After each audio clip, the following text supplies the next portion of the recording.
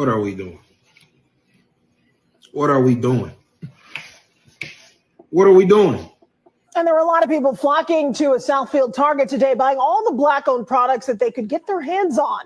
Long lines stretching across the store. Shoppers lined up for their adding of support. Yeah, Black churches across the nation are organizing this effort after Target rolled back on diversity, equity, and inclusion policies last month. Fox 2's Camila Mary has that story. We ain't walking. We ain't staying out in the cold. We just going in the shop, and we're going to shop black today. Hundreds shopping black at the Target store in Southfield Sunday afternoon. Long lines at checkout, sending a strong message about the power people have when they come together with a common goal. We take this opportunity as a galvanizing moment and as an organizing moment. We want access and we want opportunity. This is our time, and we're going to fight it, and we're going to fight it until justice comes. Fox 2 has reached out to Target for a response. We are still waiting to hear back. That's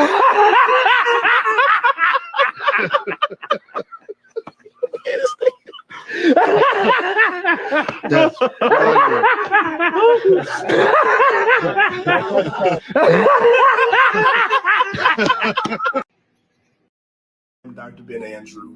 My name's Cody Anderson. My name is Katie Sandlin. My name is Andrew Lennox. My name is Nick Hand. I'm Riley Ratcliffe. My name is Jonathan Cammons. I oversaw cybersecurity for the VA.gov websites, and about a third of USGS, including me, were fired last week. Without people like me ensuring that VA.gov is secure, the private financial and healthcare data of Americans' veterans is at risk of being stolen, sold to the highest bidder, and used to harm people. We are standing in Yosemite National Park. For the past 10 months, I was the custodial worker here. I picked diapers off the side of the road, toilet paper, beer bottles, cigarette butts, you name it, so you didn't have to see it. And I served as the Chief of Safety and Emergency Management at the Philadelphia VA. This was a mission-critical role that ensured the health and safety of all those who entered into our facilities. I used to be a NEPA coordinator for the Wrangell Ranger District of the USDA Forest Service, where I would coordinate environmental review for projects in and around the town of Wrangell, projects that are crucial to the town's economy and its people. I moved from Alabama to Maryland to start my new job in genomics education and outreach at the National Institutes of Health. My job was to help educate students, teachers, and healthcare providers about genomics to improve patient care and develop the future scientific workforce. I was a technologist at the Consumer Financial Protection Bureau for about a year and a half before I was fired last week. We were the ones making sure that you could use payment apps without being constantly scammed, that your sensitive financial data wasn't being collected and shared with shady companies, and that your data wouldn't be leaked in a data breach.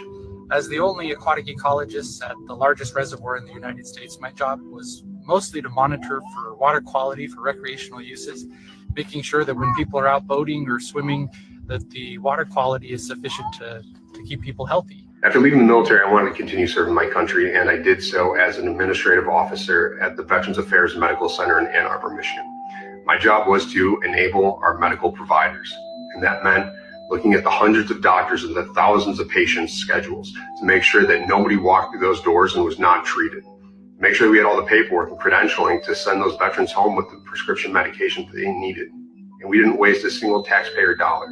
I went into public service because I wanted to use my tech expertise to make an impact. A lot of the time, I was seeing a skill set like mine be used to make more money for big tech companies at the expense of everyday people. And I wanted to try to help level that playing field.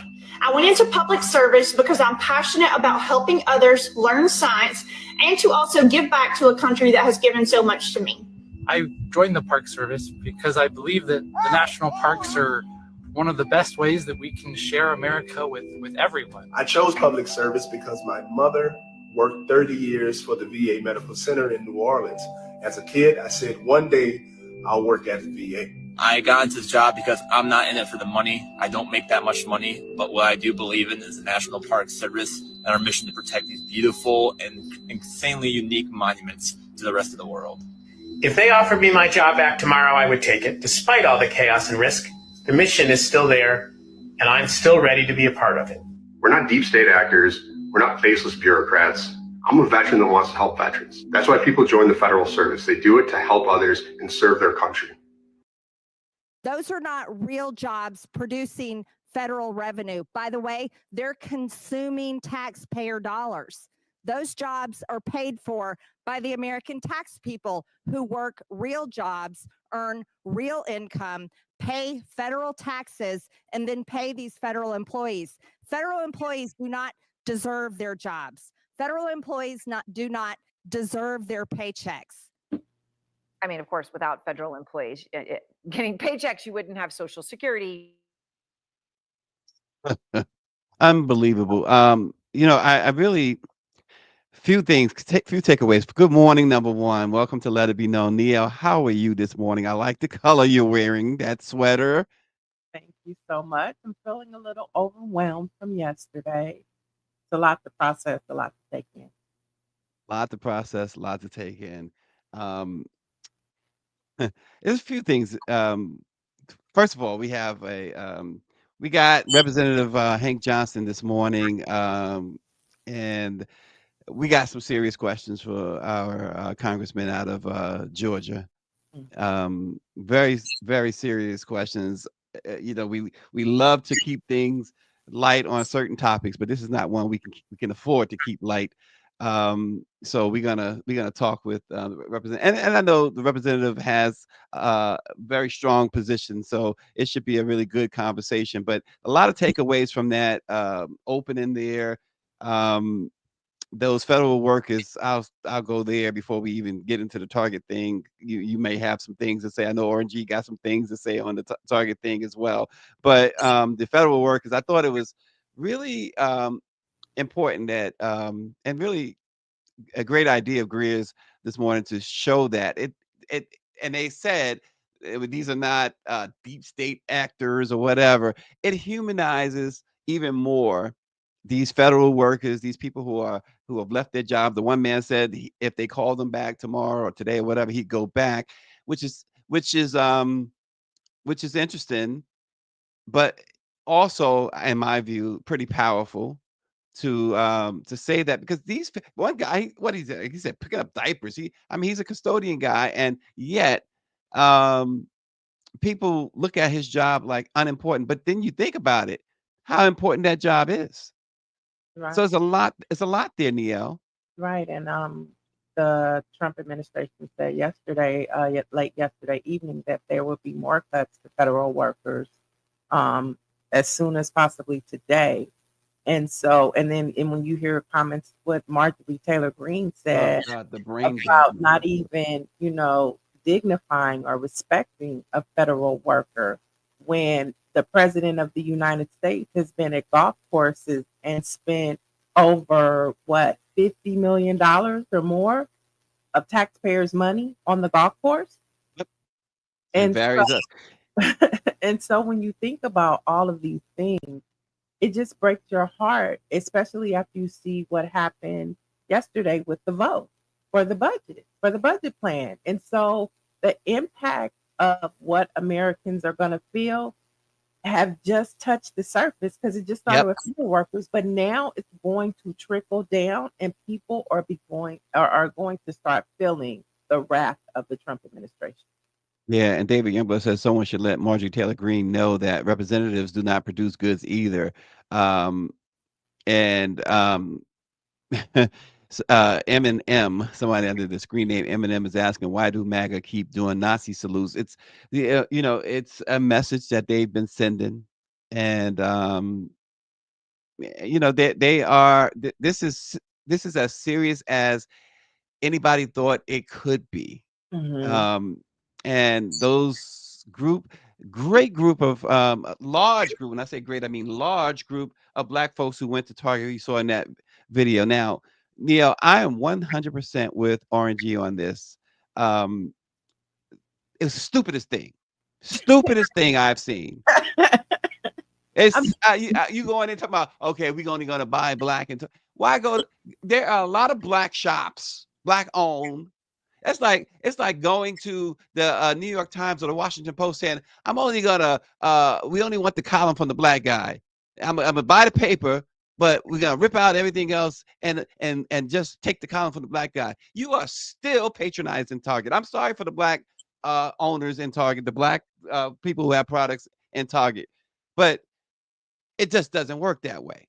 Right. Target is still counting the money. they did it out here at Costco. SCLC, gave out gift cards and had everybody, all the Black supporters, come to Costco. I understand that more than this, though. This Target thing. I just don't get any of it. I think that we could mobilize and strategize a little better than having pockets of people. So you have 100 people over here at Target, you got 50 over here at Costco, and it's not making a dent in anything. We know that the change happens and the message is more compelling when we come in numbers.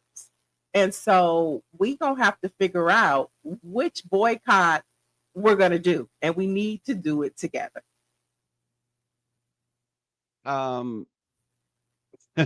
It's look, Jamal Bryant talked about the the fast, The Target fast, March 5th through April right? 7th. The NMPA and the NAACP with the selective buy-in campaign, and that's to me, that's the beautiful thing of what the NMPA, the National Newspaper Publishers Association, and the NAACP, the message. That's the beauty of it. It's a selective buy-in campaign, right? Choose wisely. That is not choosing wisely going into Target. It's not choosing. It's going right into the belly of the beast. Right.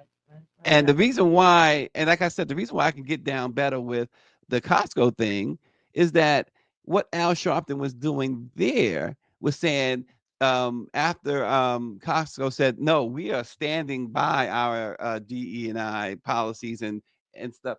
And Al Sharpton was like, let's go down there and show them support for that. Let's go and applaud them for that. And so they went down and bought from that. Yeah, but listen, I get that better than that whole Target nonsense right there. I think both of them are ineffective. I don't think that the turnout is merited to have an effective strategy as to sending a message to corporate America. If we're going to send a message to corporate America, we got to have the numbers like they did on the March on Washington. It's enough of us. If African Americans are the number one consumers in this country and spend the most money in this country, then we need to be more strategic on how we amplify our message. And pockets of people doing this and that 2 weeks ago, then yesterday, then next week, it's ineffective both ways to me. Best believe when they was in Target, they was buying some Black products. Somebody at the counter picked up a Snicker bar. Right. I need some toilet paper. I need some toilet paper. Right. It's just, I mean, and a $25 gift card to shop at Costco is like 25 cents. So are we really making a dent? Let's keep it 100. Right. None of it is effective. Intent, I understand the intent. I'm not mad at the intent, but come on, y'all. Come on. Yeah, listen, this is show you exactly what their intent, right? We're going to talk with the congressman about the disastrous budget that passed.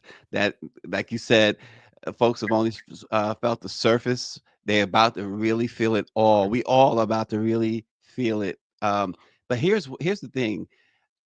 So Greer was talking about this yesterday, and I think you may have brought it up. Somebody else brought it up, but I know Greer was talking about how in slavery time they told the slaves, because remember that she said they gave the slaves the Bibles, but I think more importantly, they kept the slaves from knowing how to read, so they read them what they wanted to read them out of the Bible, right?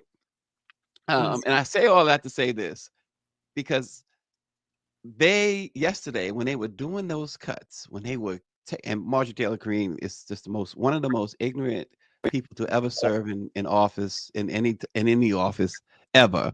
But when they were doing that, these Republicans got up and said a prayer. And they prayed to their like you said, they prayed to their God. She said they had a different Bible. What I'm trying to say is that what equates. They prayed. How do you pray? How do you pray and then go ahead and then destroy lives? Have a result.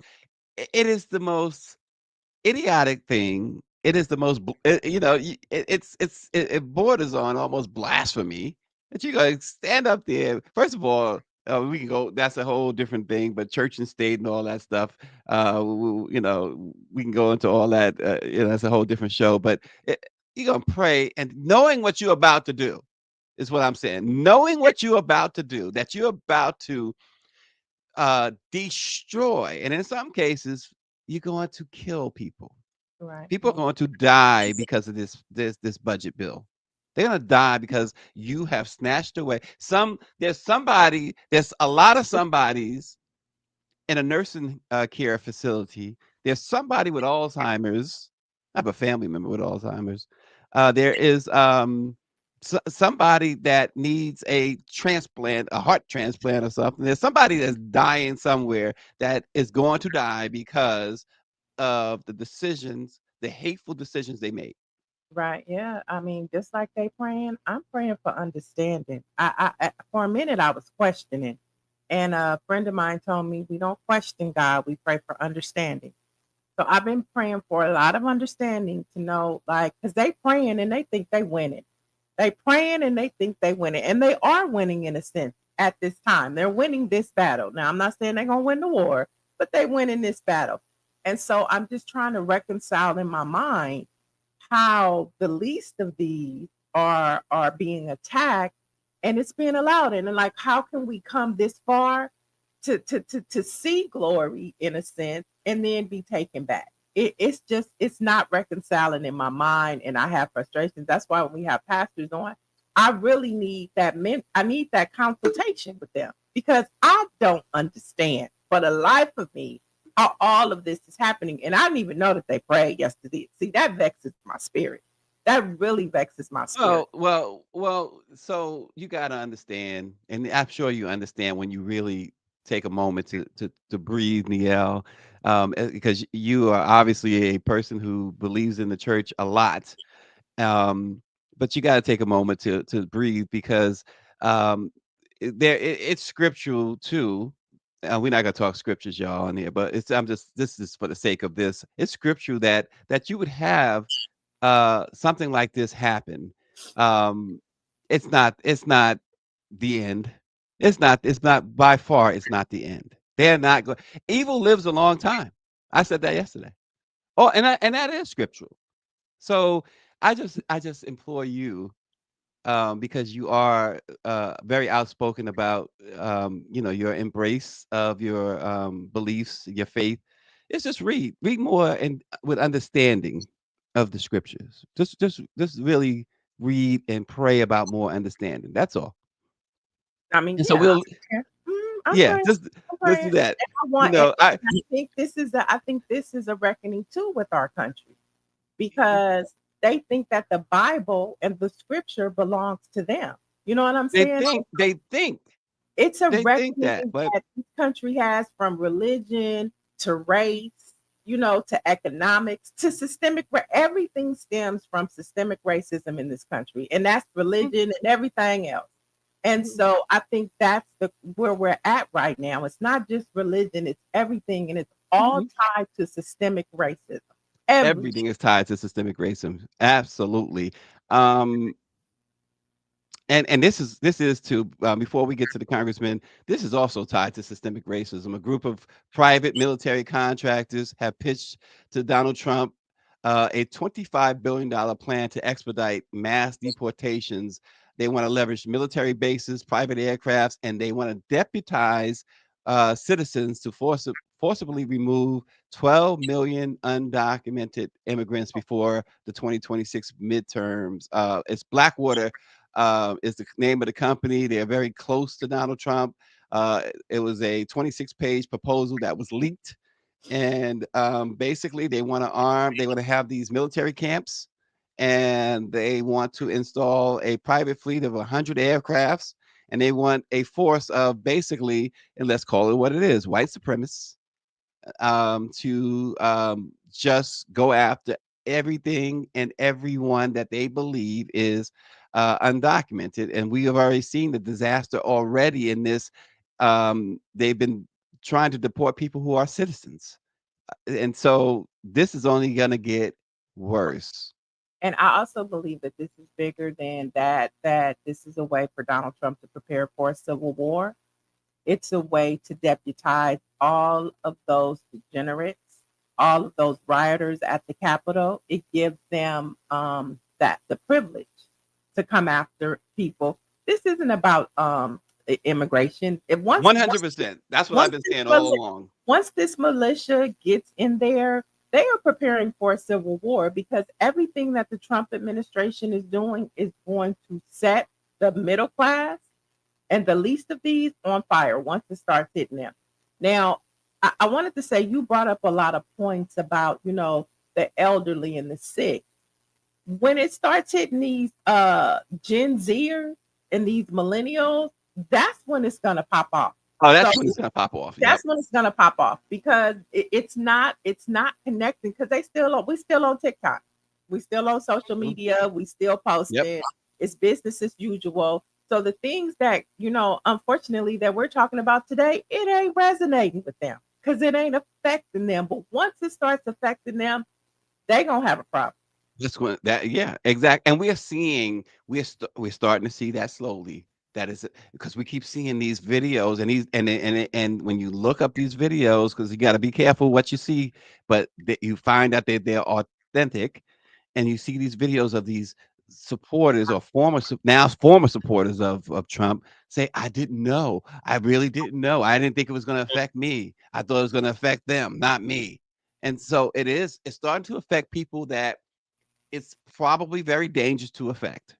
And so you're right. He mentioned something about guns and putting guns in certain people's hands.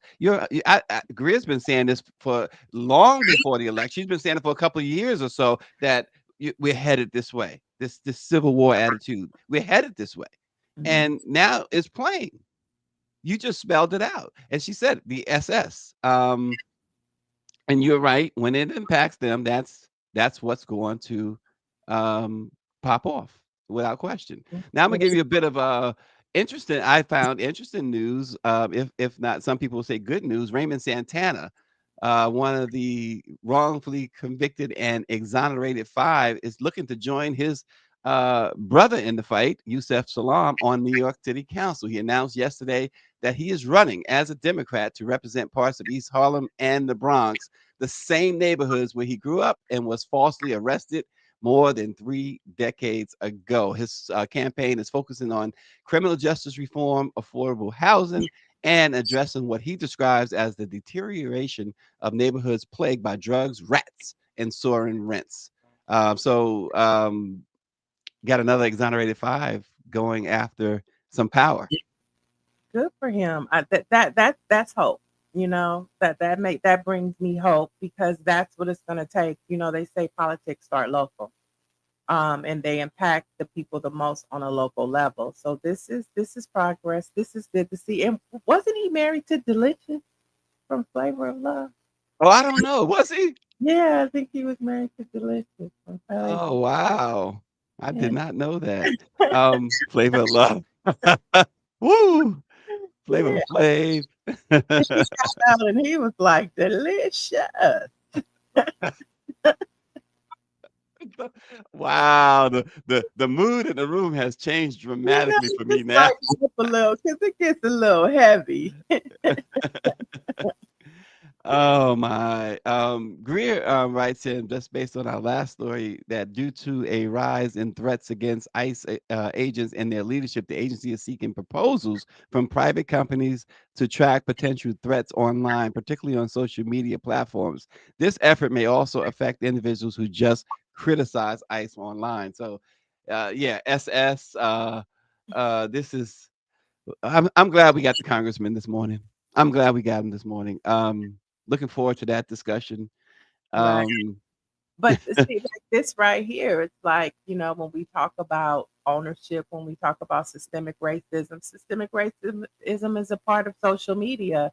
And so it goes back to, there's been a lot of debate on Isaac Hayes' fan base and a lot of Black content creators saying, well, just because he's Black, if his app isn't giving us what we need, like we have on TikTok, why should we go and support? But the point is that we're about to be censored. And unless you talking about Jay-Z, Kendrick Lamar, you might not be able to talk about Kendrick Lamar because he might be seen as a problem. So we have to begin to say, okay, it might not be the greatest, but maybe we have to migrate over to there because social media is about to be censored. Let's be clear, Zuckerberg. So I said, that's what I've been saying. Yeah. All in the White House, they all are part of the agenda, even Google. Yep. You know, YouTube, we don't know. That's why we need our platform, our own. We need our own. So Isaac Hayes, fan base, consider it. Listen, real quick. Yesterday we had the privilege of talking with Natalie Wilson of the Black and Missing Foundation, and if you look on Black Press USA, what they've been doing on Black Press USA for a little while now is posting Black and missing individuals, and now come this morning, Dr. Chavis, the president and CEO of the NMPA, sends out this press release. The NMPA World News, which is a global app, proudly announces the launch of the Missing in Black 2025 campaign. The campaign is a nationwide public education movement dedicated to bringing visibility, resources, justice, and responses to the thousands of missing Black children, women, and men whose cases are often ignored by mainstream media and law enforcement. And as Natalie brought out, Black individuals make up nearly 40% of all missing person cases in the United States, despite representing a small portion of the population. So something to look forward to. There will be a news release and a news article on Black Press USA and many of the Black owned newspapers and media companies around the country. So keep a lookout for that. And I also wanted to mention, before we bring in our distinguished guest, you know, Target, we talked a little bit about Target earlier, and we know they reneged on their promise to Black America, and also they ceased its DE&I initiatives. So now they're facing lawsuits from stockholders. Their stock itself has dropped big time, and now the other side is suing them too. So they are really a conservative group has launched a lawsuit against Target, saying that they have also reneged on their DE&I promises. So they're getting it. Stephen Miller, anyway. Has filed that suit against Target. So Target is facing some heat from all sides, and that's why that's another reason why it was very important. I think it was a mistake, I should say, for those group of Black folks to go into Target like we showed earlier. So we just need to channel our energy in more strategic. That's what we need. Well, we'll talk a little bit later in the program about something new with the DeBarge family and other stuff. But first, joining us now is Congressman Hank Johnson of Georgia's 4th District, a fierce advocate for democracy, civil rights, and government accountability. Representative Johnson has been a leading voice in opposing what many see as extreme policies from the MAGA-controlled Congress, with a newly passed budget that slashes spending on key programs like Medicaid while granting massive tax breaks for the wealthy. A looming government shutdown deadline approaches, and growing concerns about threats to American democracy. Congressman Johnson is here to break down the stakes and what Democrats plan to do next. I guess. Hello, everybody. I'm Congressman Hank Johnson, representing Georgia's 4th Congressional District. I'm out here with my colleagues, and we have been protesting about his Department of Government evil. Yes, sir. Thank you, sir. Appreciate it. We've been confronting these Republicans about their tax scam, where they're going to gut Medicaid by $880 billion, and where they're talking about doing away with Obamacare subsidies that make insurance more affordable. Also, they want to gut the SNAP program for food stamp benefits for our women and children, all to give a tax cut to the billionaires and millionaires who don't even need it. If you're a billionaire or you're a millionaire, you don't care anything about the cost of your health care because you can easily afford it. Why don't you have a heart for the people who can't afford it, who depend on Medicaid, to get basic health care or to put their loved ones in a nursing home? What about all of the nursing homes that will be closing, the hospitals that will be closing with an $880 billion cut to Medicaid? It's just not right. And we're here today to protest this legislation, which we'll be voting on this afternoon. Thank you. I'll be voting no. All right, hello, You'll be everybody. voting I'm no. Congressman. Congressman Johnson, thanks for joining us. Well, thank you all so much for having me. It's an honor to be on the program. Well, we saw it happen, and it's no surprise that this budget got through, despite some inner turmoil on their part. We knew where you guys stood, but they passed this. So the question becomes, how much will it really impact working families and vulnerable communities, really in your district and across the nation? Yeah, I've got, at least 100,000 people in the district who are impacted by cuts to Medicaid one way or the other. Either they are a Medicaid recipient in terms of their health care, or they have someone in their family, close family, who is a Medicaid recipient, or they have a loved one in a nursing home. I mean, we have so many elderly people who are in nursing homes, most of whom are suffering some form of dementia. And the only way that they're in those nursing homes is because they have Medicaid. Now, some people are able to, avoid the nursing home by going into the personal care homes.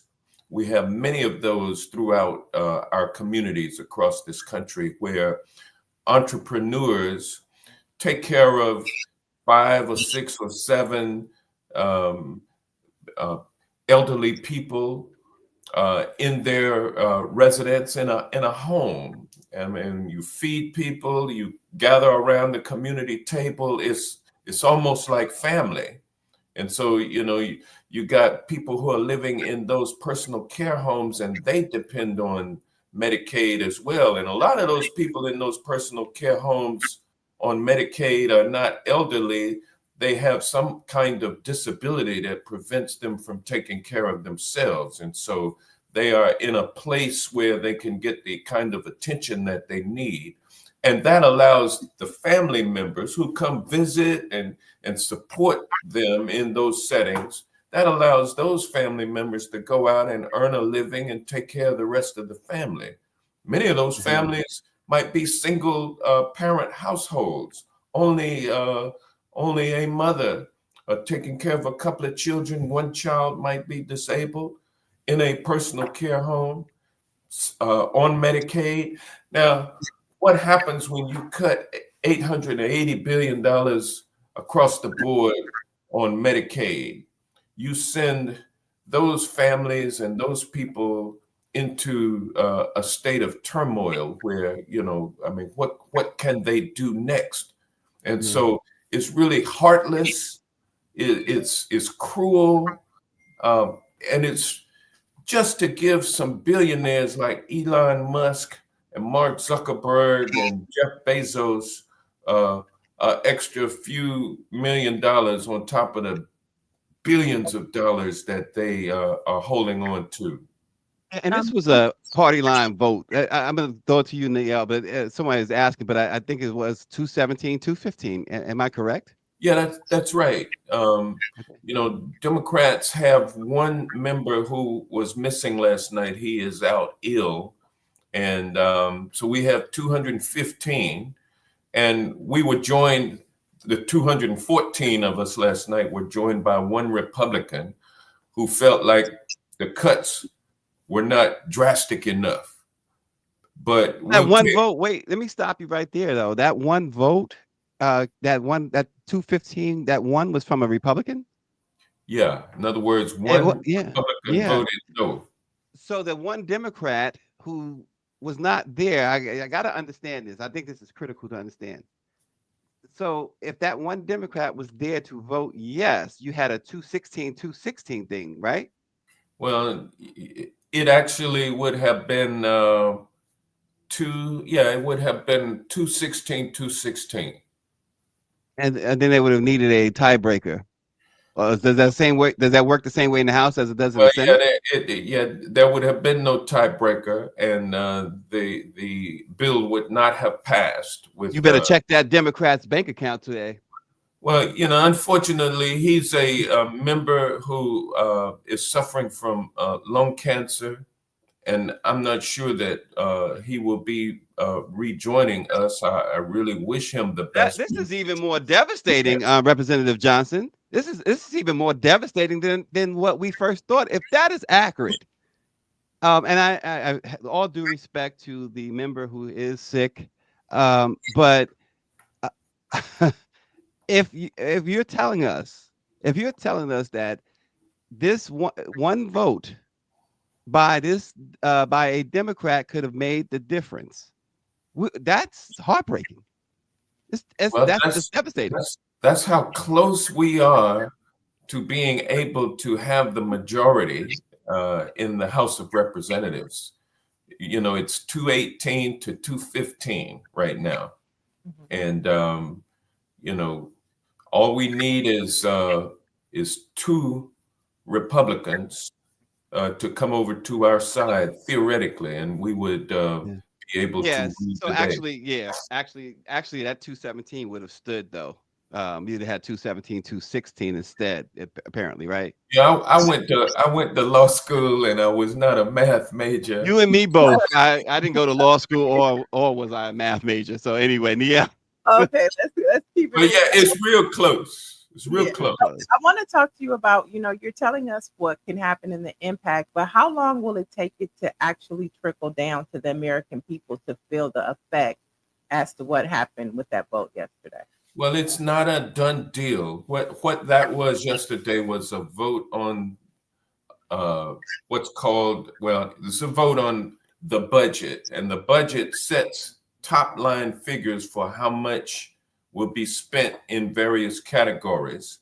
And so now it's up to those on the Appropriations Committee and all of the other committees to come up with cuts in keeping with those budget numbers.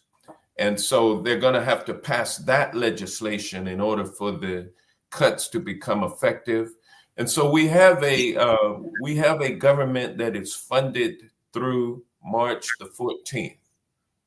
So between now and then, Republicans in the House and in the Senate going to have to come up with a spending bill that is in accordance with the budget bill that passed last night that drastically cuts certain spending. And so if they cannot come up with a budget, a spending bill that they can all agree to, then there will be a government shutdown on March the 14th.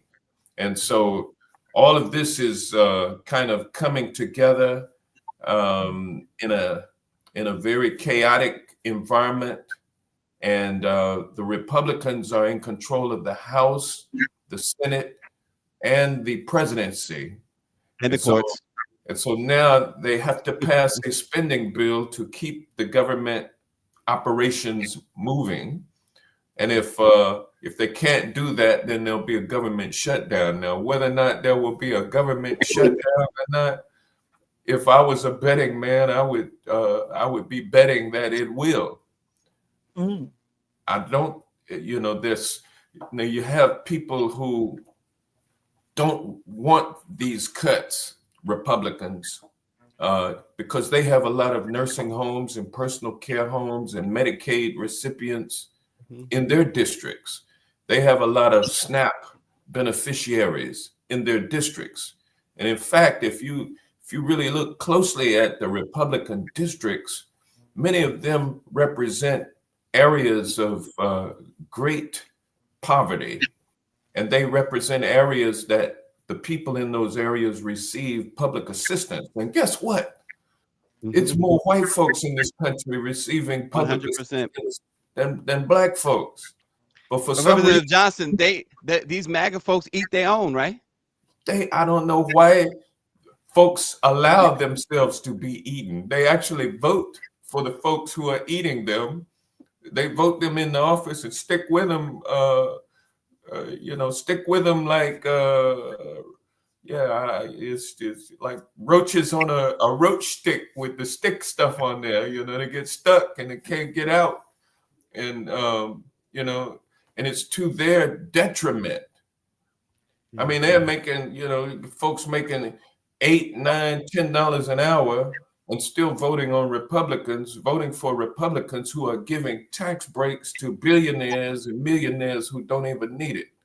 And it's all because we, black people and people of color, are the ones that are causing them to be suffering the economic dilemma that they are struggling with.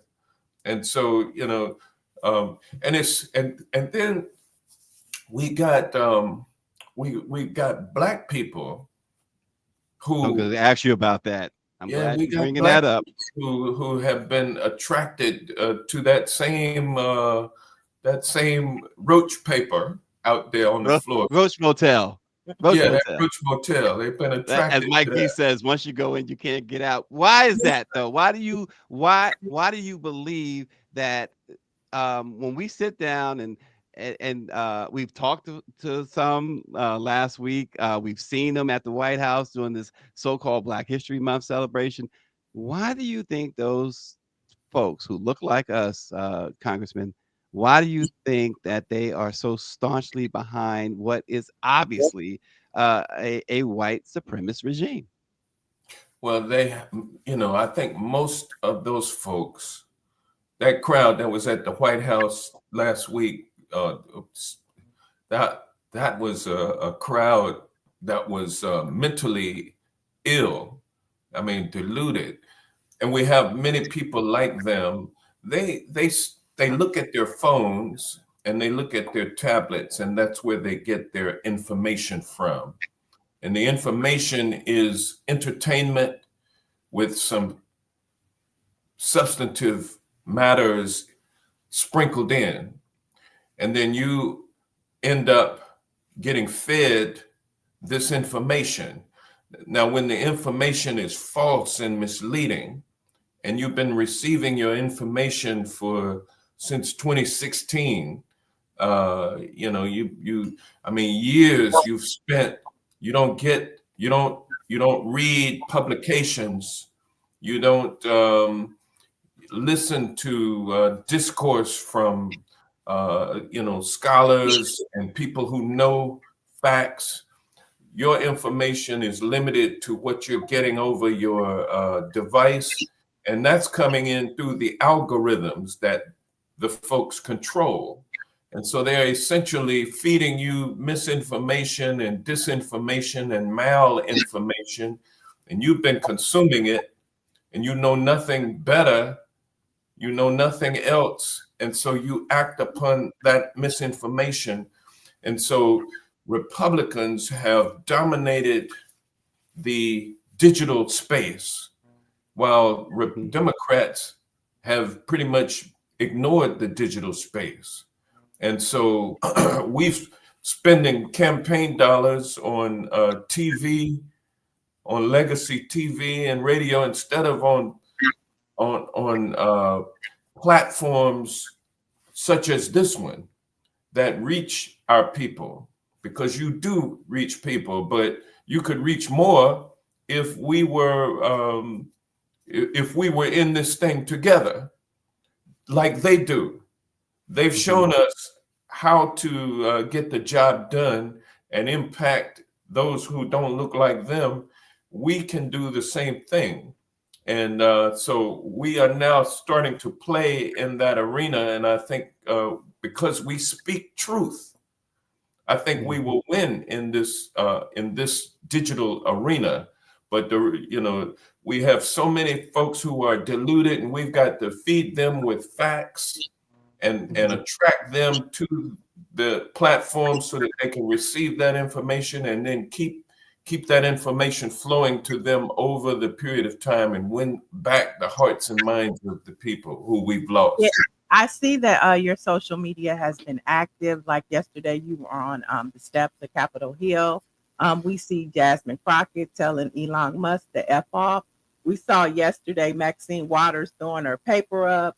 The Democrats have been at the Treasury Department, the Education Department. We see that the Democratic Party is out there trying to make change. But how are you guys making this connect with the voters? And how do you see, this is your second term under a Trump administration. What's the difference that you see from the first time around with Trump than this time around? And do you think it's worse?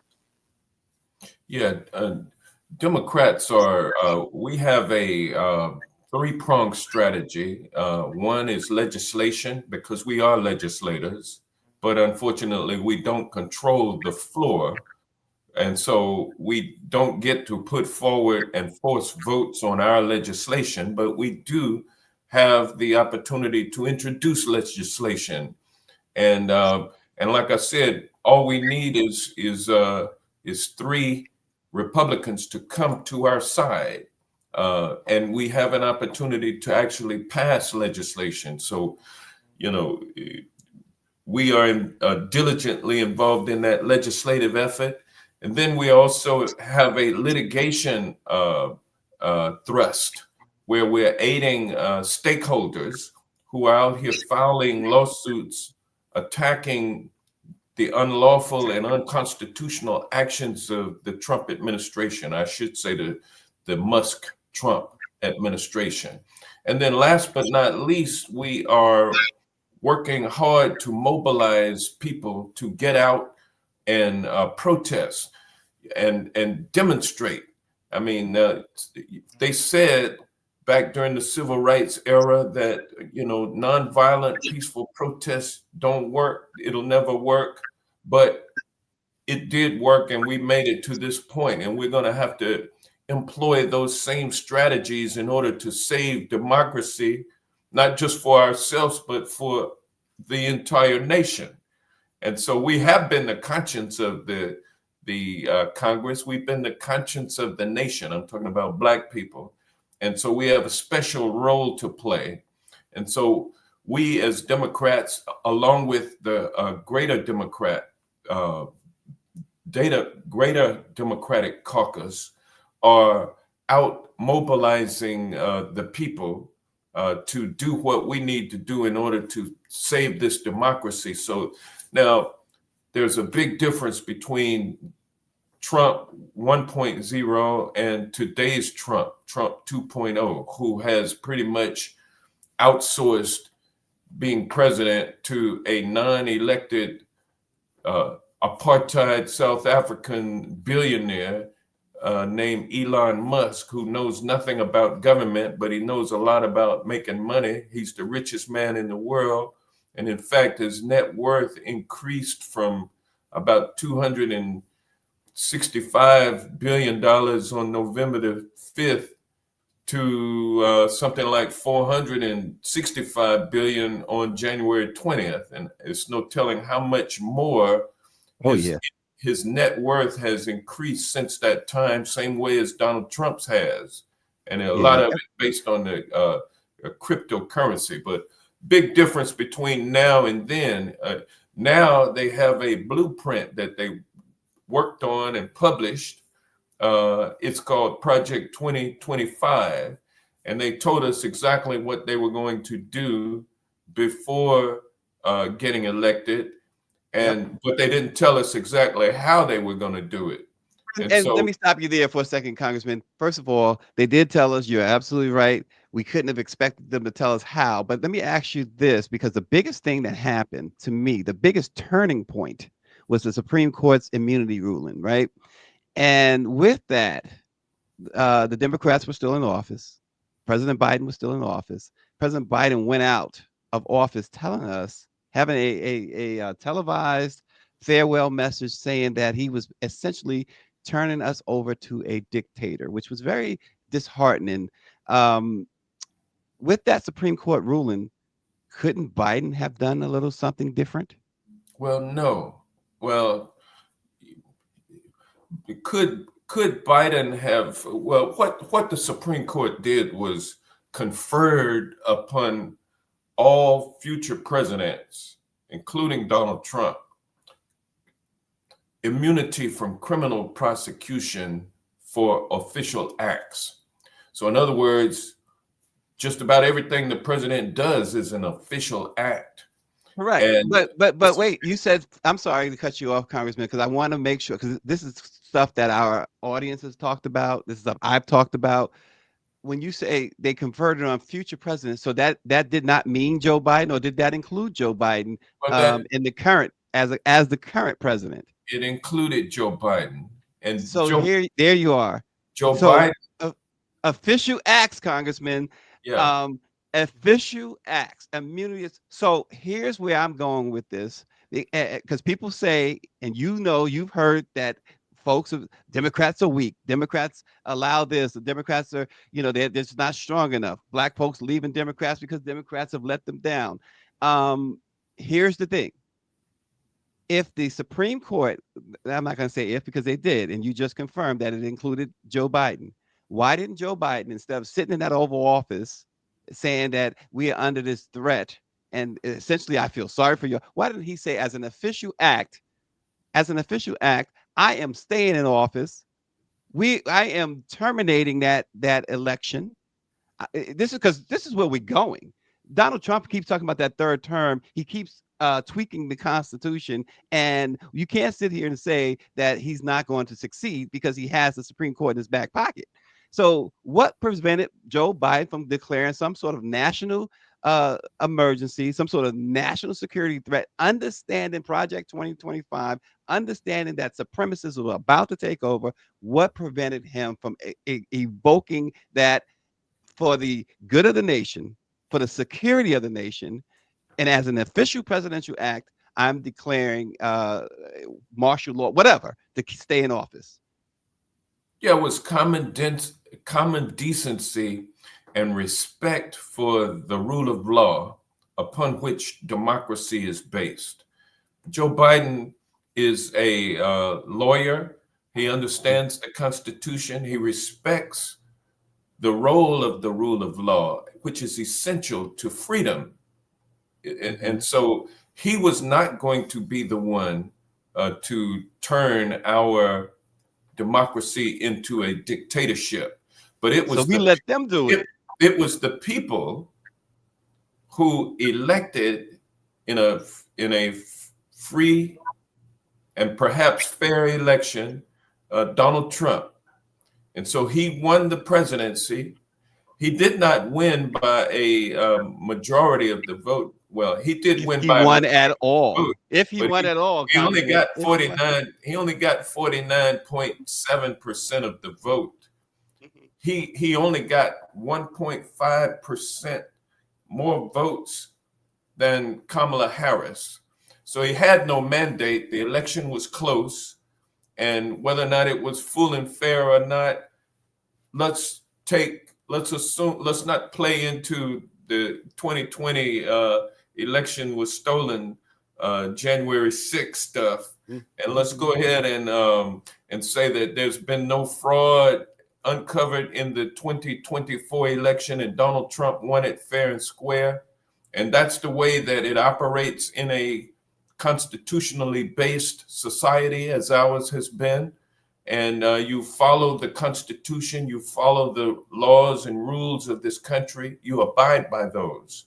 And so that's what Joe Biden did. That's what he should have done. And that's what Donald Trump should be doing. But unfortunately, he lacks the character and he lacks the respect for the Constitution and the rule of law upon which it is based. And so that's why he is untethered from anything. He is doing everything he can to destroy democracy and to destroy liberty and freedom of the people. Even for the press now, he is deciding who's going to come in and be able to report from the Oval Office, from Air Force One, from the Pentagon. In other words, if you're covering me, I'm going to decide who's going to cover me. And so therefore, I'm going to decide the messaging that's coming out of that. And so, we're seeing Trump run roughshod over democracy like no one else would ever do. Are you surprised? Included. And it was the Supreme Court. It was the Supreme Court that set all of this up by giving that guy immunity. Nobody else would need immunity other than a guy like him to turn this into a kleptocracy and an oligarchy and dictatorship and take away basic freedoms that we've all come to take for granted. That's what our problem is. We take freedom for granted, and we do not cherish it, and we should, and we need to right now. That's what this mobilization is all about, so that we can protect freedom. We know as a people that it's our freedom that is at the top of is at the tip of the spear. The others don't have to worry about it because they enjoy the privilege of being white.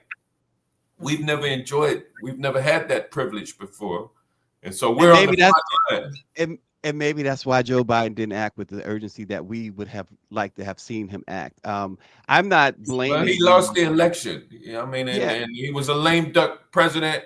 He was operating within a situation where Republicans controlled the House and Democrats only had a 2-vote majority in the Senate, and those two was Kirsten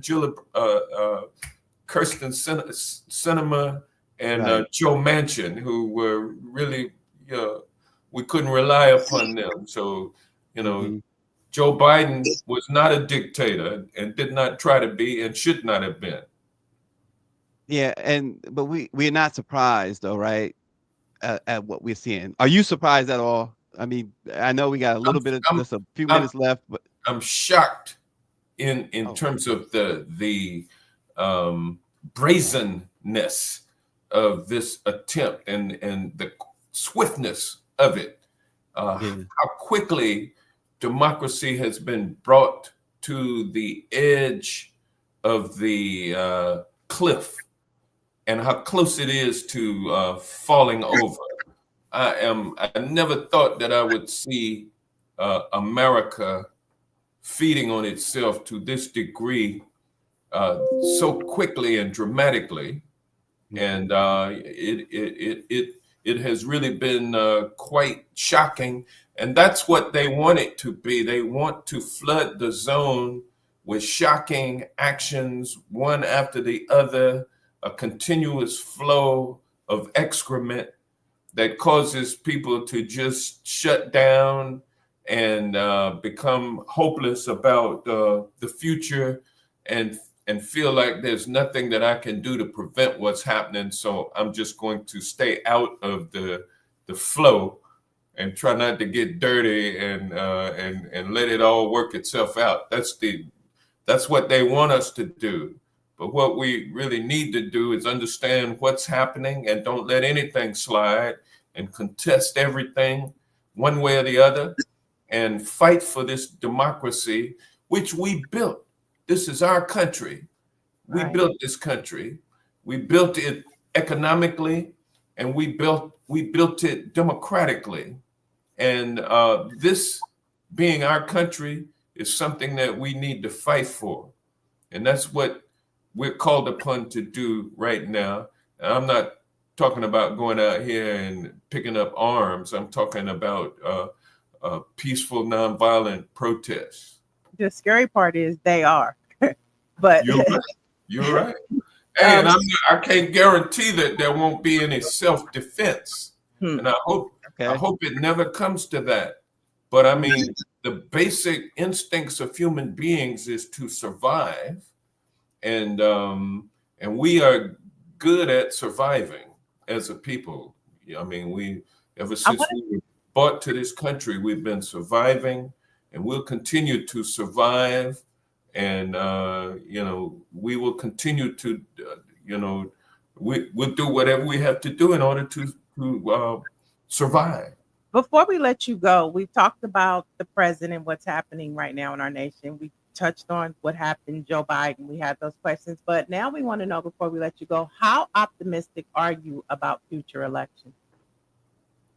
I'm looking forward to the 2026 elections, which gives us an opportunity to retake the House and to retake the Senate. And do you think you can? You think? Well, yeah, I think so. I think so. I think if we fight hard enough to protect and preserve this democracy, that there will be elections in 2026, and people will be tired of all of the shifting of wealth into the hands of the billionaires, as has been taking place over decades now. But now we're seeing dramatic shifts, and I think people will understand, because the cost of eggs, and people voted based on the cost of a dozen eggs. And that dozen of eggs, the cost of it has gone up.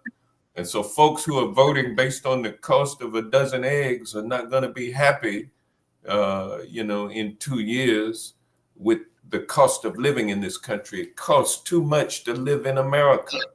And you're not making enough money to live in America, but yet you're looking at Donald Trump and his billionaire buddies balling out of control, giving themselves contracts for all kinds of government services, and they end up with money flowing into their pockets, getting richer and richer, and you're getting poorer and poorer.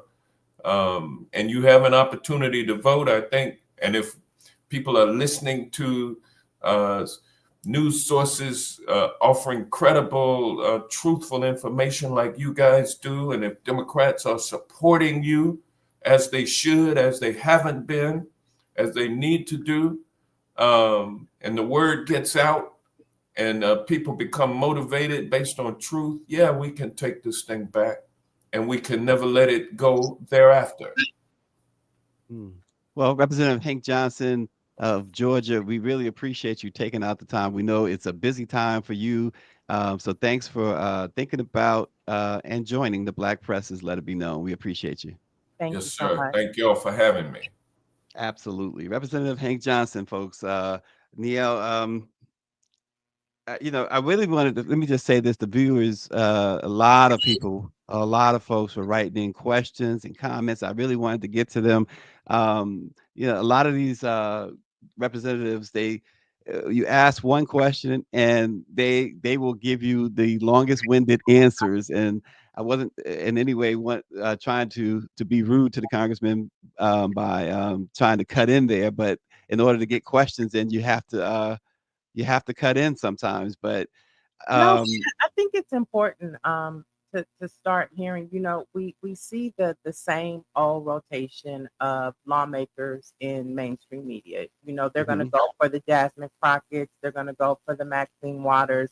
But I think it's important that we create a space here on Let It Be Known for all of the Congressional Black Caucus members to come and talk. And then once we let them get it out, then we can jump in and, start cutting them off a little more. But we needed to hear that this morning. Yeah, but the thing is, this idea of not wanting to, the Joe Biden questions, not wanting to, step out of line, do the decent thing. There's nothing decent. They knew this. Biden knew it. They all decent. We are long past that. We're long past trying to be, this is a formality. Give me a break. This is why we talked about it back in November when Biden said he is inviting Trump to the White House and he was going to the to the swearing in, and we said, come on, give me a break with that. Everything is on the line here.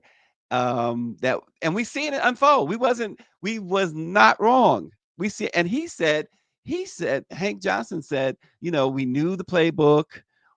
We knew how they was going to do this. So they didn't tell us how they was going to do it. They didn't need to tell you how. They just told you they were going to do it.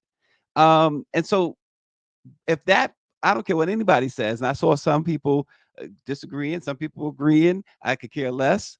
But if the Supreme Court's ruling included Joe Biden, then Joe Biden failed everybody.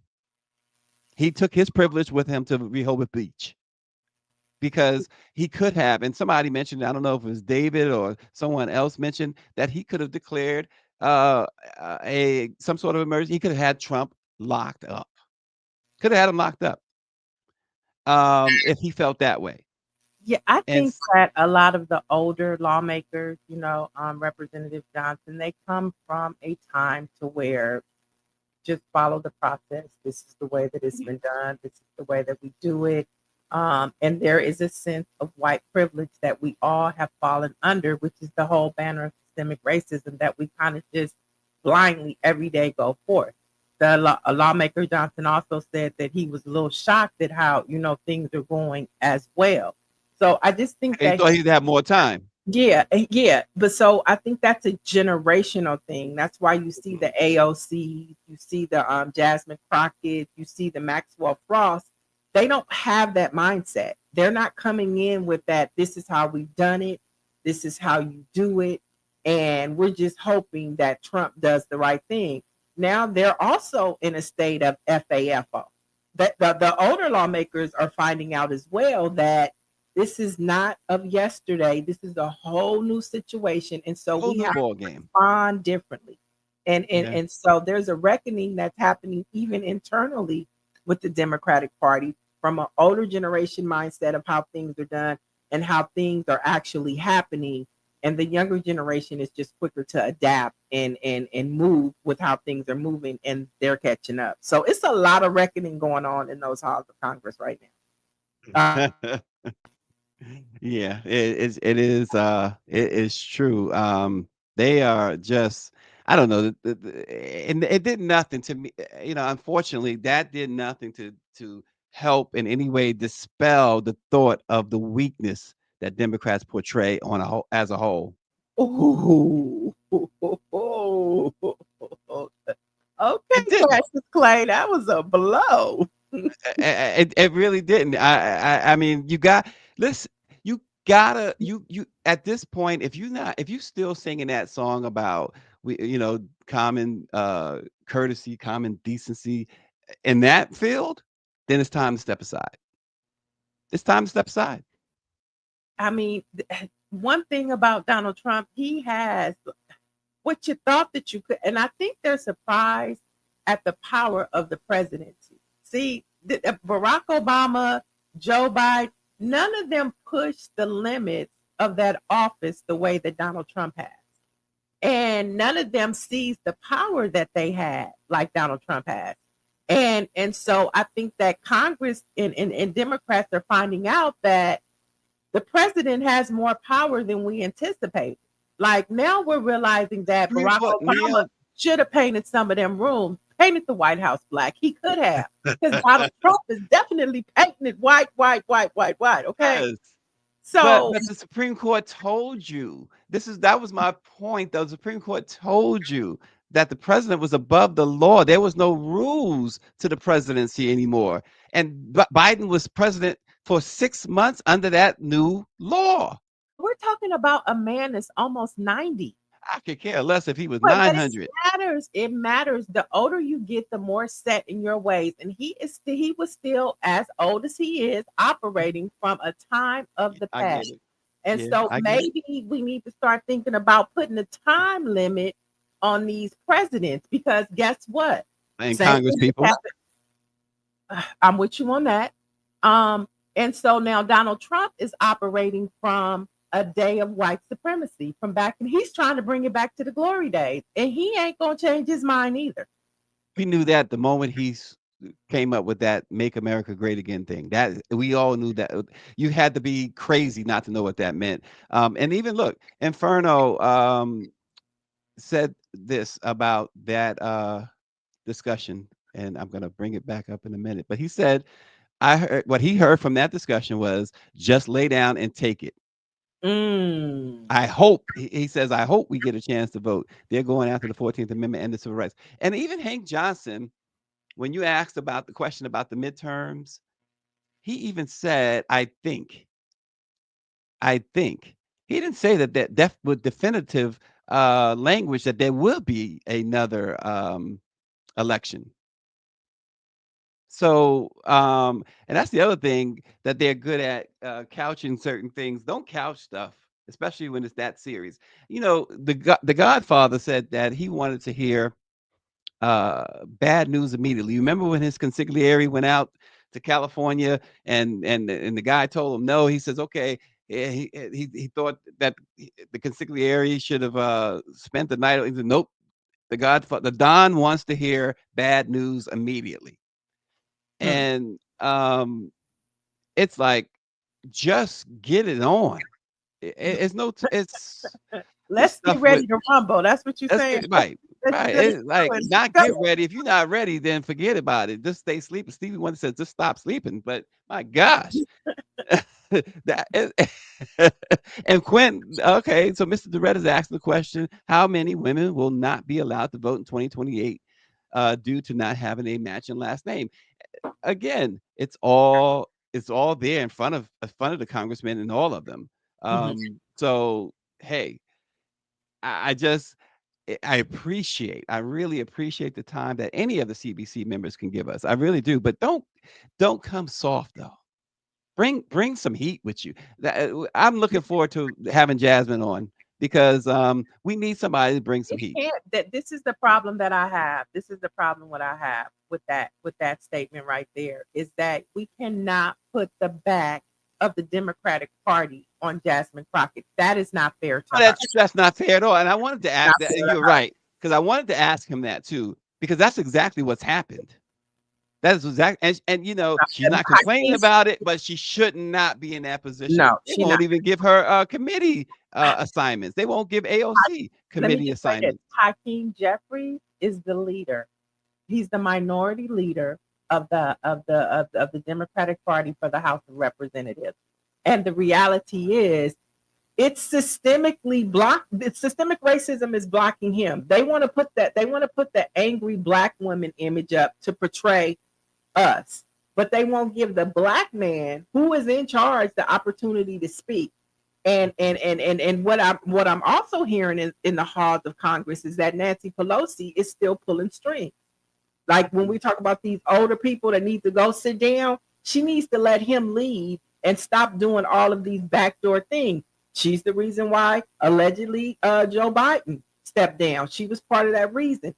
So you have all of these different things, but I think it is so unfair. Jasmine Crockett does an excellent job of representing us, but it should not be put on her back to carry us. It shouldn't. And you mentioned Hakeem Jeffries. And listen, just like Jasmine Crockett, there's nothing, or is there something that is keeping him from being as vociferous on social media as Jasmine is? Is there anything keeping him from doing that? I mean, he does post. I follow him. He does post it, but he doesn't like Jasmine Crockett goes low and high. When they go low, we go low. And I can go high. She do both. She fluctuates. But he likes to keep it up here. Yeah, he wants to stay above the fray, which is not, and I like Hakeem. I've talked to him many times. I like the man, but I do not like his fallback position in a moment of war. He should be on the front lines like Jasmine. He's falling back, though. I don't think he's falling back. I think there are certain people within the party that are still rumbling behind his back, and he can't get a hold of that. There's a lot of conversations like Nancy Pelosi that's still thinking that she is the leader of the party. And she's not. She's just not. And that goes back to that white privilege, that systemic racism, all of that. It all falls under that. It's all embedded, even in the liberal of the liberal. It's still there. Wow. And yeah, okay. Well, we'll put that one to bed for now. But we are. I'm told Greer is telling us that we're going to have Malcolm Kenyatta coming on soon as well. So And she also says about Jasmine, she's doing the typical black woman thing. Oh no, maybe she's talking about you. For me, Coming for a black man. I'm Oh, not. I'm just shots saying. fired up from the inside, friendly fire. I'm not saying, but I'm just saying that there's a lot of things going on behind the scenes that we don't know. It's a lot of deals being made, and those white lawmakers, or Democrat and Republican, are still doing their own bidding for self-serving purposes. And I just think that we need to give Hakeem Jeffries more space to either do what he's supposed to do or not. I think the verdict is still out, and we need to give him time, and we need to get him on the show to come talk to us. Okay. we have to listen to the woman with the 1619 sweater on. So and you know, and as you guys can see, you know, Stacey is going to, you know, go in. He has a problem with all of it. I got a problem with everybody, right? I gotta check myself. Check yourself before you wreck yourself. That's what Neil's telling me. I gotta just let it go, huh? These are good conversations to have, because that's why the younger generation is so turned off by Democrats and Republicans, because we don't ask the hard questions. And sometimes we are docile, meek, and mild. But like Langston Hughes said, God forbid the day we change our mind. And so you're going to get a little docile, meek, and you're going to get a little change your mind right here.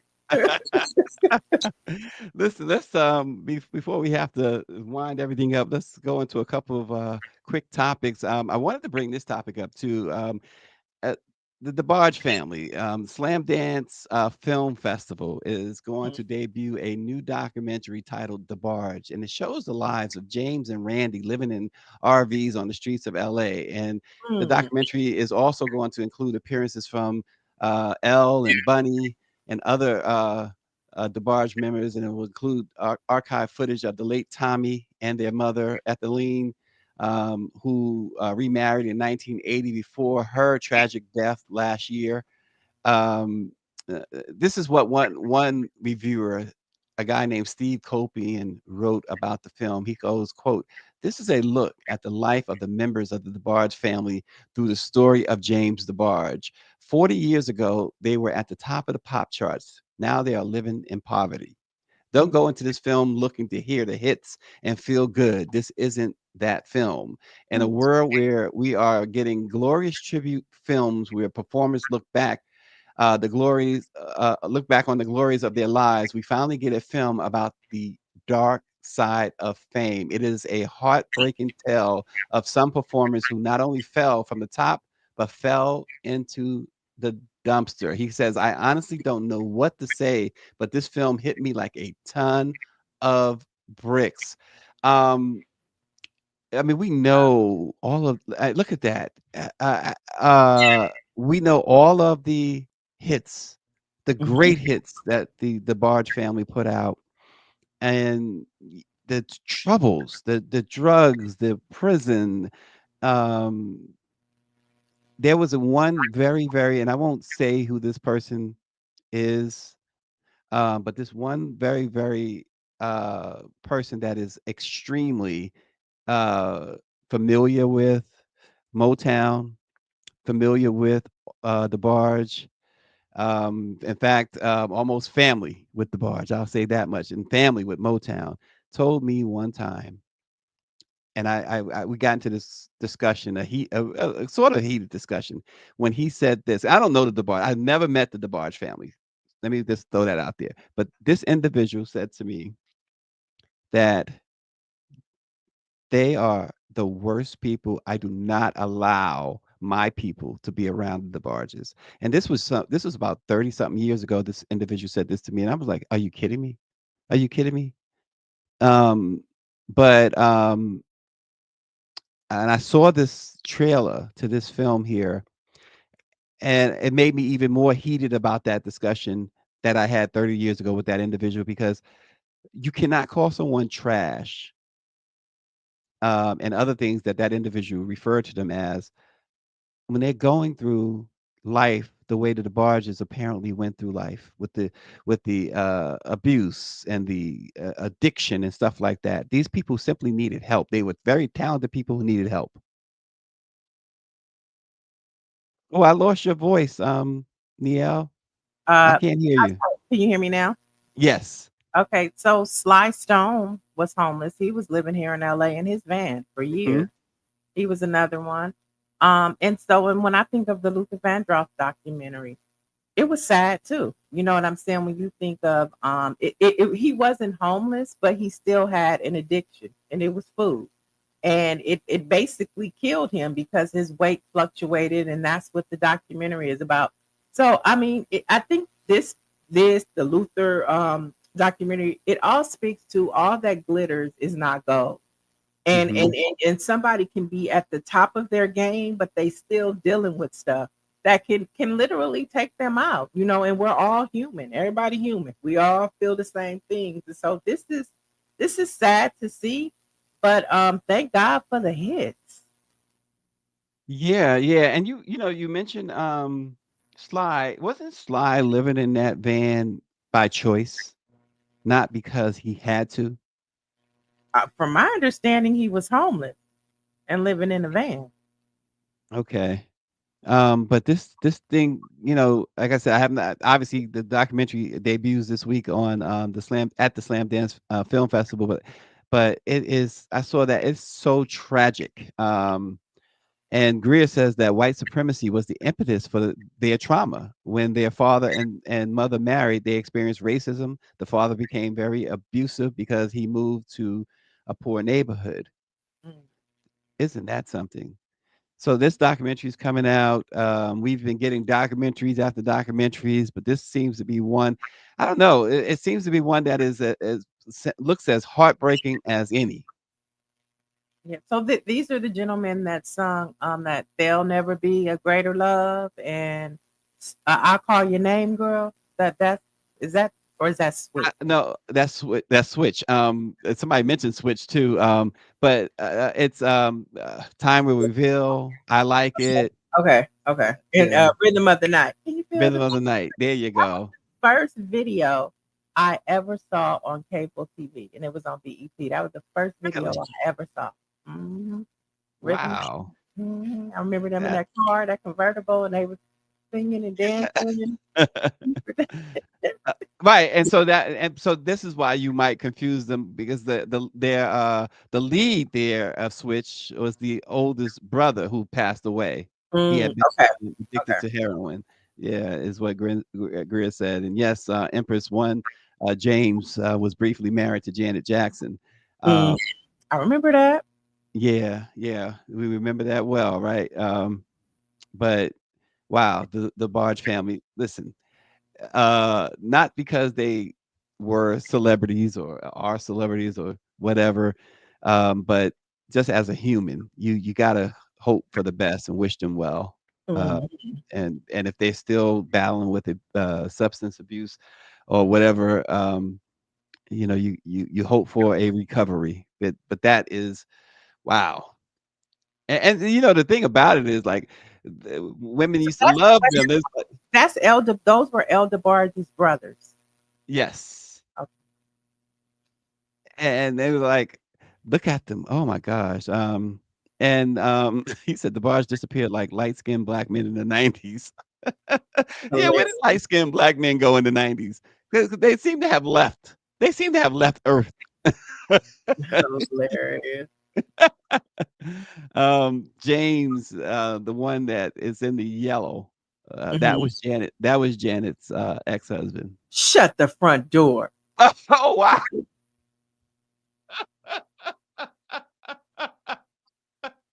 No, no, I'm sorry. Greer corrected me. It's the one in the blue. It's James.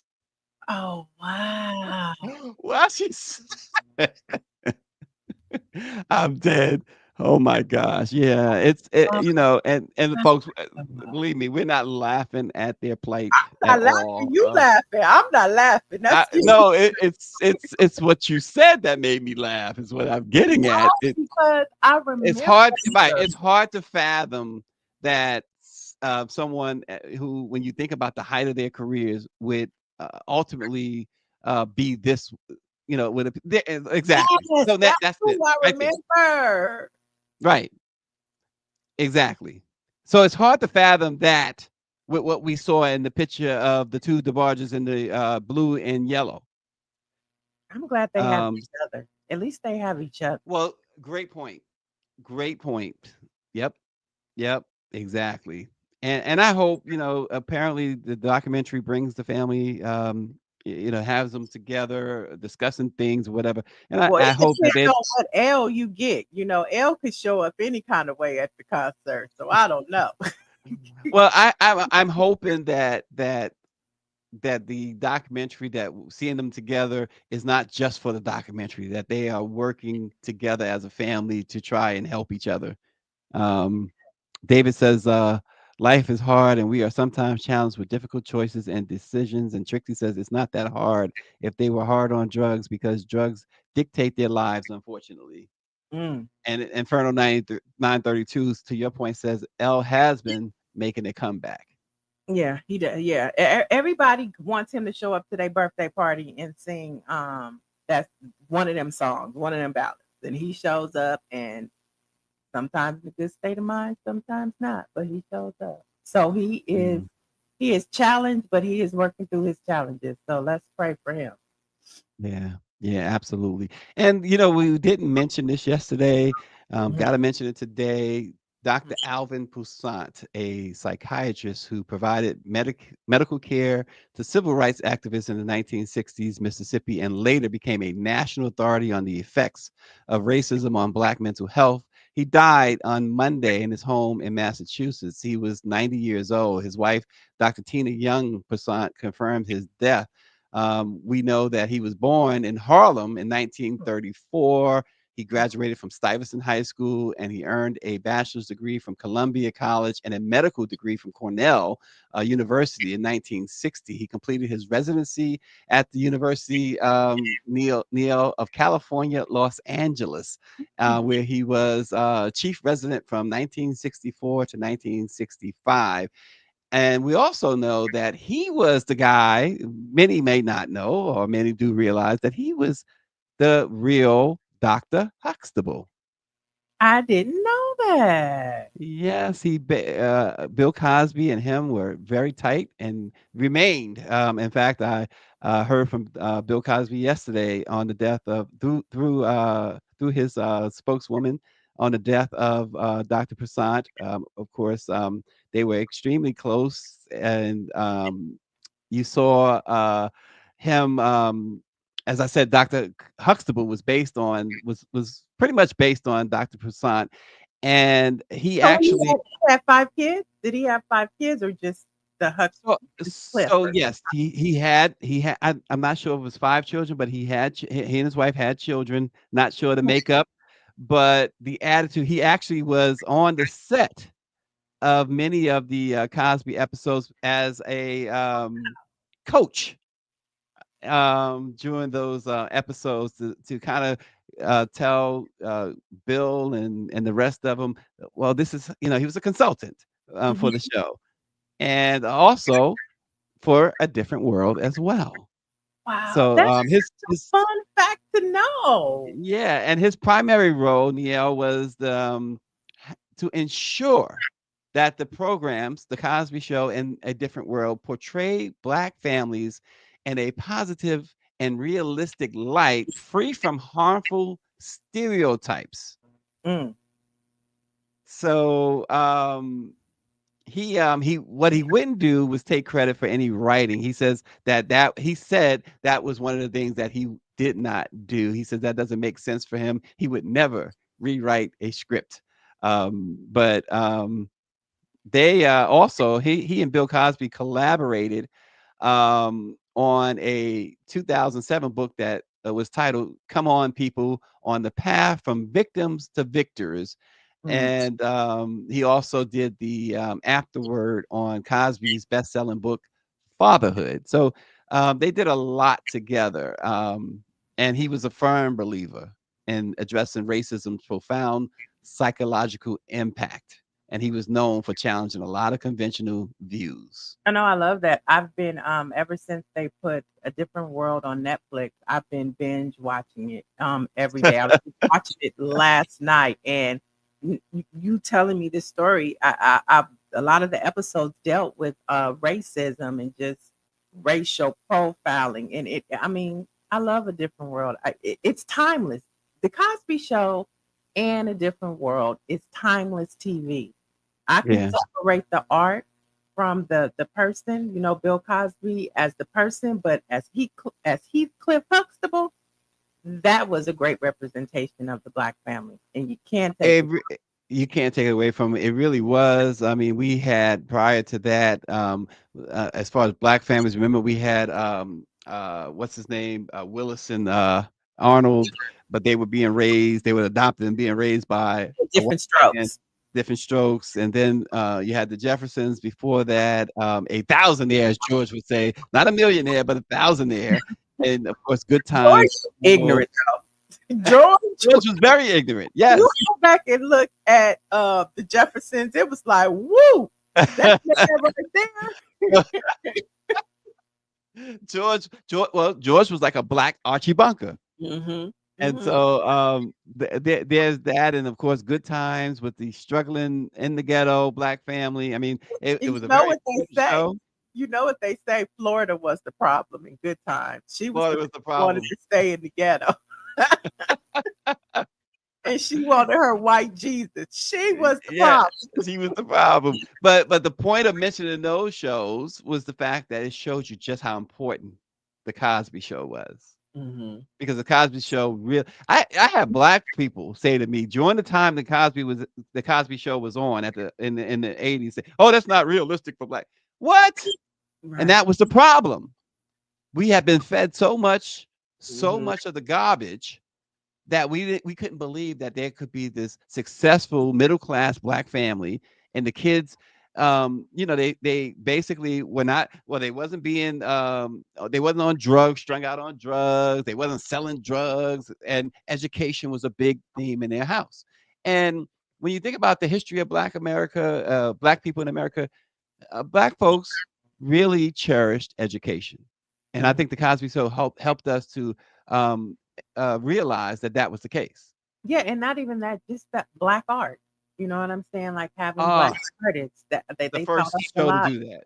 Yeah, I mean, so many lessons that we learned. And Claire Huxtable, a mother, an attorney, a strong. I mean, Black everything woman, yes. about the kids. It was that was a great show. And thank you, Mr. Cosby, for that. Yeah, that was a great, and apparently thank you, Mr. Cosby, but thank you, Dr. Poussaint.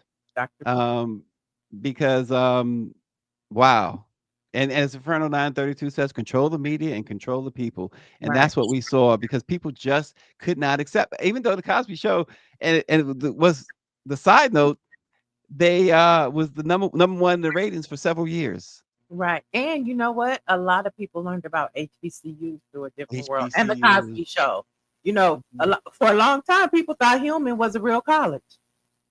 Well, we had the Hillman Talk University founder on the show a week or so ago, and yeah, people thought it was real. I think she said she thought it was real for a while. I think that was me. I didn't know anything about HBCUs until I started watching the Cosby Show in A Different World. It taught you about sororities and how to just embrace your Blackness. You know, you don't have to fit in. You could be as Black and unapologetic as you want to.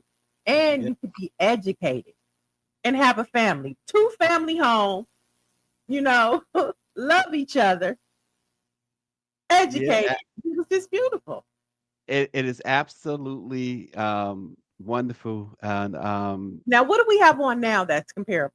Let's think about that. Well, what's on TV right now that's comparable to and remember, like Greer said, when you're thinking about that, like Greer said, that it's not white centered.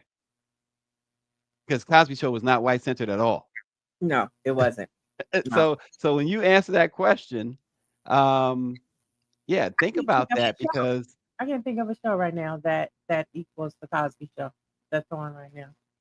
No, and I don't think, it's unfortunate that we probably won't see it again, anything like that again. And that is unfortunate, because there's still so much, and it continues to be so much junk on TV today that you got to wade through it. Right. Shout out to It is TV so. One and the Griot for airing Cosby Show episodes. I think they're the only ones. I tried to search for it on the apps. They won't put it on there, but they'll make you pay for it. But they And won't Miss put it on and there. and Mrs. Jones from the Facing History School in New York. I always want to shout them out because they watch us every morning. That school, the class there, Mrs. Jones's class. I think she got other classes watching us too. But she says, "Yep, we need more of that. The mindset has changed with these young parents." So there you have it. And so shout out to the Forward Facing School in New York. We appreciate you guys. Yeah. That is always awesome. She says that they have us on the screen there in the school every morning. So shout out to them, and I know those kids are getting the best of education. I'm Not from us, inspired. but from her. We got to do Black History moments. So Niel, I always say ladies first, but then you defer a lot. So how you gonna handle this You know, one? because I'm gonna skip and jump. All right, so I'll start it off then. On this Okay. date in 1869, Congress sent the 15th Amendment to the states for ratification. The 15th Amendment prohibited the denial of voting rights based on race, color, or previous condition of servitude. It followed the 14th Amendment, which established citizenship, due process, and equal protection for the formerly enslaved. Okay, I'm gonna speed it up to 1926. Carter G. Woodson started Negro History Week. This week would later become Black History Month.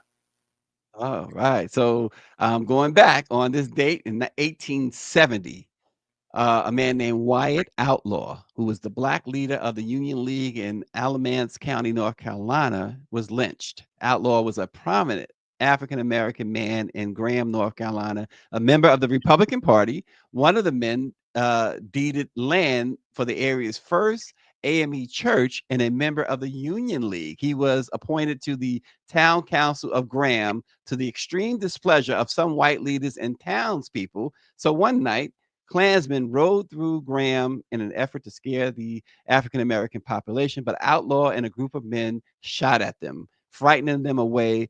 But none of them got hurt, but they were outraged, so they came back, and of course, they killed Mr. Outlaw. They lynched him. Well, let's talk about a little music. On this date in 1926, Fat Domino was born. Fat Domino's was one of the most influential rock and roll performers of the 1950s and 60s. He sold more than 65 million records, only beaten by Elvis Presley. Now, his style was a major influence on John Lennon and Paul McCartney. His real name was Anton Domino Jr. Wow. So I'm going back again, 1877. On this date, Wallace D. Fard, aka Wallace Fard Muhammad, was born. He was the co-founder of the Nation of Islam. He arrived in Detroit in 1930 with an obscure background and several aliases, and taught a distinctive form of Islam to members of the city's African American population. He was also known as being a seller of silk, incense, and perfume, and was described as a white Arab man first, but remembered as being a light-skinned Black man by leaders of the Nation of Islam. All right. And on this day in 1926, Theodore Georgia Deacon Flowers defeated Harry Jerv, winning the middleweight boxing title. He was the first African-American middleweight boxing champion ever. You like 1926 for some reason, don't you?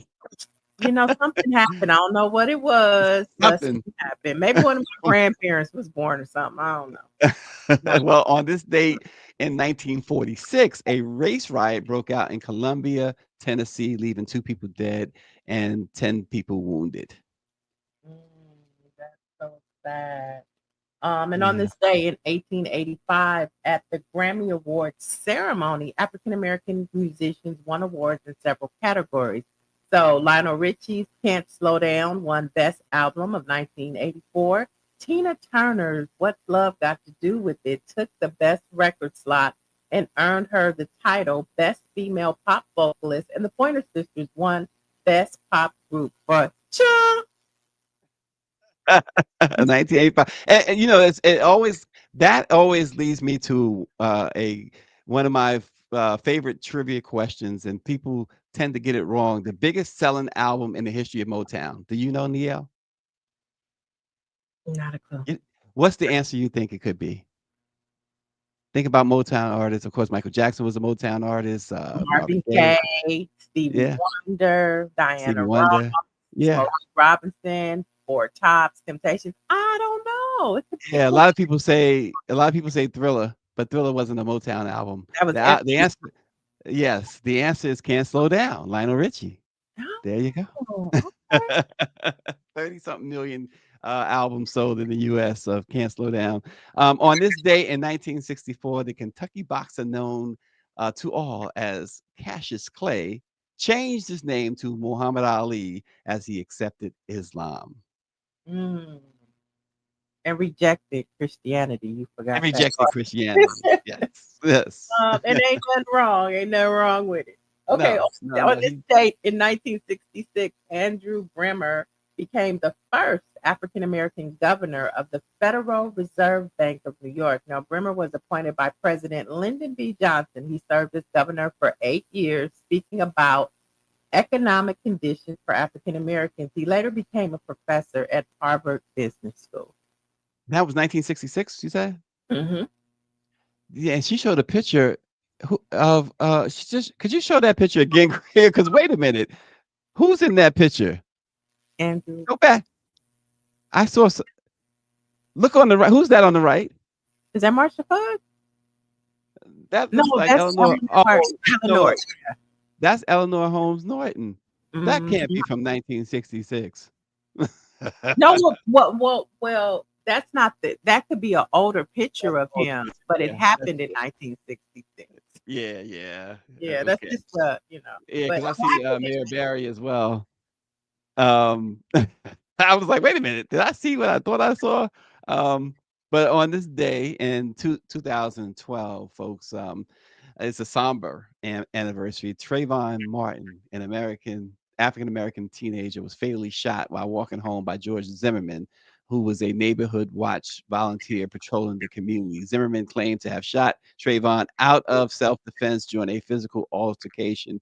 And a year and a half later, of course, Zimmerman was found not guilty in this trial. Later that year, though, the city of Sanford, where Trayvon was killed, announced new rules that forbid volunteers in this neighborhood watch program from carrying guns and pursuing suspects. The case, of course, sparked a national debate over stand your ground laws. And that's really the birth of the Black Lives Matter movement. That's where it really started, right here in LA in Leimert Park. Dr. Melina Abdullah, Patrice Cullors, Alicia Garza, they all gathered in Leimert Park, and it sparked the Black Lives Matter movement. Yeah, wow. Yeah. And last but not least, on this date in 2020, Ramona Hood is announced as the first Black woman to become CEO in FedEx history. Wow. Congratulations to her. Yes. So that's 5 years ago. Mhm. That is awesome. Well, now she's considered DEI. She's DEI. Right. To Oh my gosh. No merit, no work qualifications, just DEI. Wow. Well, Neil, you want to tell us who the newspaper of the day is? Oh, okay. Since I know that's your biggest thing. She loves the newspaper of the day. I love the newspaper of the day because this is how we amplify who we are. We are the NNPA. We represent all of the Black newspapers across the United States. We want to encourage you to visit blackpressusa.com for the latest in Black daily news. Okay, so when we leave, you still got your news. Just go to blackpressusa.com. So our paper of the day is the Mississippi Leak. It's an African-American owned newspaper and media company that emphasizes the concerns of the African-American community and its readers. Now, the newspaper is a highly respected print and online media publication that significantly influences the thoughts and attitudes and buying decisions of our readers and our viewers. So you can go ahead and visit the Mississippi Link If you're in Mississippi or you just want to know what's happening in Mississippi from the Black perspective, there you go. There you go. And the fantastic Jackie Hampton is the publisher of the Mississippi Link. So, folks, check out Black newspapers wherever you may be. And as Neil stated, you don't have to be in the community to check it out.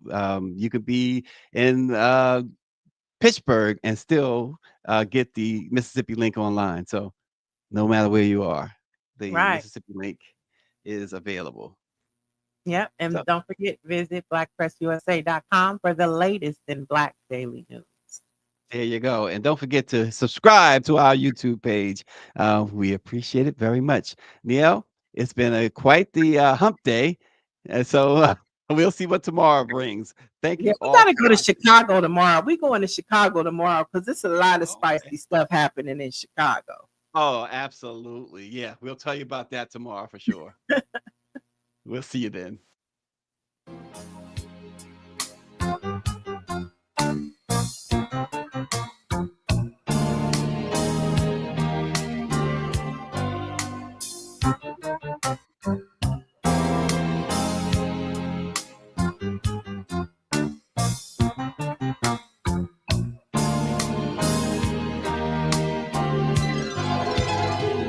Last night I dreamed that you were here with me and we were in each other's arms.